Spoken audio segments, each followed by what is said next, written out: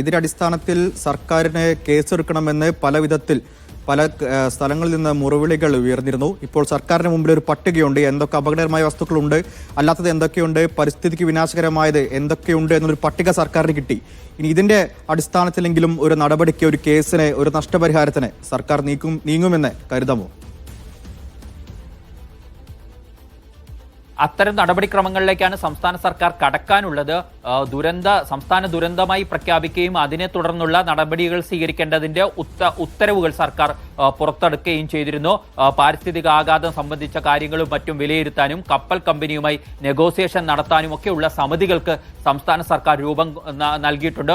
സ്വാഭാവികമായും കപ്പൽ കമ്പനിയോട് നഷ്ടപരിഹാരം സംസ്ഥാന സർക്കാരിന് ലഭിക്കേണ്ടതാണ്. കഴിഞ്ഞ ദിവസം സംസ്ഥാന സർക്കാർ ഏതാണ്ട് 10 കോടിയോളം രൂപ മത്സ്യത്തൊഴിലാളികൾക്ക് റേഷൻ അതുപോലെ തന്നെ പണമായും ഒക്കെ വിതരണം ചെയ്യുന്നതിനായി നീക്കിവെച്ചിരുന്നു. സ്വാഭാവികമായും ഈ നഷ്ടമെല്ലാം കപ്പൽ കമ്പനിയിൽ നിന്നും ഈടാക്കാൻ സംസ്ഥാന സർക്കാരിന് വിവിധ നിയമപ്രകാരം കഴിയും.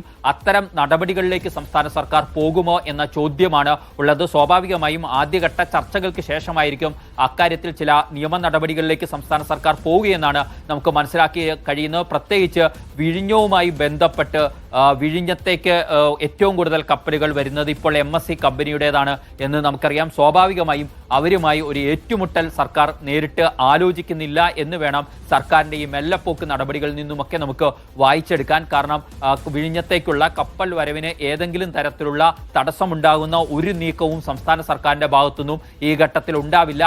അത്തരം കാര്യങ്ങളൊക്കെ വിശദമായി പരിശോധിച്ച ശേഷമായിരിക്കും നിയമ നടപടികളിലേക്ക് പോകുന്നതിൽ സംസ്ഥാന സർക്കാർ തീരുമാനമെടുക്കുക. നേരത്തെ AGയുടെ നിയമോപദേശവുമൊക്കെ ഇതുമായി ബന്ധപ്പെട്ട് സർക്കാർ തേടിയിരുന്നു. അതിനു പിന്നാലെയാണ് ഇത് സംസ്ഥാന ദുരന്തമായി പ്രഖ്യാപിക്കുകയും അതുമായി ബന്ധപ്പെട്ട് 4 സമിതികൾക്ക് രൂപം നൽകിക്കൊണ്ട് ഉള്ള ഉത്തരവൊക്കെ പുറപ്പെടുവിക്കുകയും മത്സ്യത്തൊഴിലാളികൾക്ക് അവർക്ക് സമാശ്വാസം നൽകുന്നതിനുള്ള പദ്ധതികൾ കാര്യങ്ങളൊക്കെ സർക്കാർ പ്രഖ്യാപിക്കുന്നതിലേക്ക് പോയിരിക്കുന്നത്. പക്ഷേ ഇപ്പോൾ നമുക്ക് മനസ്സിലാക്കാൻ കഴിയുന്നത് നേരത്തെ ഹൈക്കോടതി ഇതിനകത്ത് എന്തൊക്കെയാണ് ഉള്ളത് എന്നത് സംബന്ധിച്ച് ജനങ്ങളുടെ ആശങ്ക തീർക്കണം എന്ന തരത്തിലുള്ള ചില കാര്യങ്ങൾ പറഞ്ഞിരുന്നു. അതിന് പിന്നാലെയാണ് അനൌദ്യോഗികമായിട്ടെങ്കിലും ഈ പട്ടിക ഇപ്പോൾ പുറത്തേക്ക് വരുന്നത്. സ്വാഭാവികമായും ഇതിനകത്ത് അസംസ്കൃത വസ്തുക്കളിൽ അപകടകരമായി എന്ന് പറയാൻ നമുക്ക് കഴിയുന്നത് കാൽസ്യം കാർബൈഡും അതുപോലെ തന്നെ മറ്റുള്ള കാര്യങ്ങൾ പരിശോധിക്കുമ്പോൾ പൊളിമർ അസംസ്കൃത വസ്തുക്കളുമാണ് ഇതിനകത്തുള്ളത്.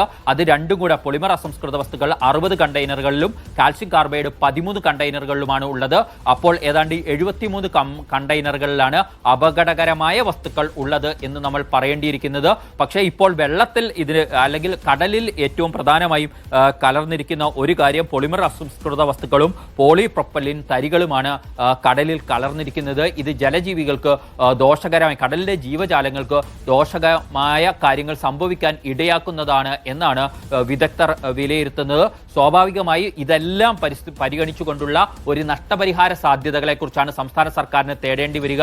മത്സ്യത്തൊഴിലാളികൾക്ക് അവരുടെ ഉപജീവനവുമായി ബന്ധപ്പെട്ടുണ്ടാകുന്ന നഷ്ടപരിഹാരം മാത്രമല്ല, ഇത് നമ്മുടെ പരിസ്ഥിതിക്കുണ്ടാക്കുന്ന ആഘാതം അടക്കമുള്ളവ പരിശോധിച്ചുകൊണ്ടുള്ള ഒരു നഷ്ടപരിഹാരം തേടൽ പ്രക്രിയയിലേക്കാണ് സംസ്ഥാന സർക്കാരിന് കടന്നു പോകാനുള്ളത്. അത് എത്രത്തോളം കാര്യക്ഷമമായി സർക്കാർ മുന്നോട്ട് കൊണ്ടുപോകും എന്നാണ് ഇനി അറിയാനുള്ളത്. സർക്കാരിന്റെ മെല്ലെപ്പൊക്ക് എപ്പോൾ അവസാനിപ്പിച്ചുകൊണ്ട് ഒരു FIR ഇടുന്ന അടക്കമുള്ള നടപടികളിലേക്ക് പോകും എന്നുള്ളതാണ്. മറൈൻ പോലീസിന് നിയമപ്രകാരം FIR ഇടാൻ കഴിയുന്നതാണ്. പക്ഷേ സംസ്ഥാന സർക്കാരിന് അപ്പോഴും ചില വാദങ്ങളുണ്ട്. ഇത് സംസ്ഥാനത്തിന്റെ തീരത്തുനിന്നും ഇത്ര നോട്ടിക്കൽ മൈൽ അകലെയാണ് ഈ അപകടം സംഭവിച്ചിട്ടുള്ളത് എന്ന കാര്യമൊക്കെ ചൂണ്ടിക്കാണിക്കുന്നുണ്ട്. പക്ഷേ അതിനപ്പുറവും സംസ്ഥാന സർക്കാരിന് ഇടപെടാൻ കഴിയുന്ന ചില വ്യവസ്ഥകൾ ഉണ്ട് എന്നും ചില വിദഗ്ധരൊക്കെ ചൂണ്ടിക്കാണിച്ചിരുന്നു. സ്വാഭാവികമായും ഇത്തരം അഭിപ്രായങ്ങളൊക്കെ പരിഗണിച്ചുകൊണ്ടുള്ള ഒരു തീരുമാനത്തിലേക്കാണ് സംസ്ഥാന സർക്കാർ പോകേണ്ടത്.